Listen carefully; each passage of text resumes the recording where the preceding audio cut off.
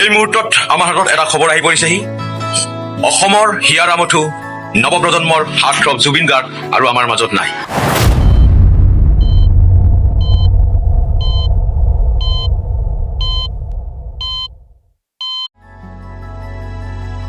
ৰৈ ৰৈ বিনালে মই গছ গছনি নদী পাহাৰ মই তাৰ লগত থাকিম যা আমাৰ মানুহৰ লগত থাকিম। মোৰ পাণ দোকানটো বেছি ইম্পৰ্টেণ্ট মোৰ কাৰণে।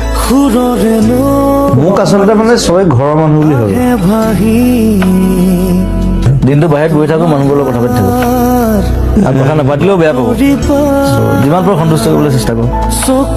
মই চেলফিছ নহয়, মই নিজক ভাল নাপাওঁ, মই মানুহক ভাল পাওঁ। মানুহে মোক যিটো মৰম দিছে সেইটোহে মই পাম। ভাল ভাল কাম কৰোঁ মানুহৰ কাৰণে, গছপুলিৰ কাৰণে কাম কৰোঁ, বানপানী সময়ত কাম কৰোঁ, আমি ওলাই আহোঁ, আমি সেই ধৰণে কাম কৰোঁ, কোনো ৰাজনীতিৰ কাৰণে কাম নকৰোঁ। চৰকাৰ আমিহে বনাওঁ, চৰকাৰ আমাক নবনায় কেতিয়া। মনত ৰাখিব, আমি নতুন প্ৰজন্ম হয়, আমি ইচ্ছা কৰিলে দেশ সলাবও পাৰোঁ, জ্বলাবও পাৰোঁ।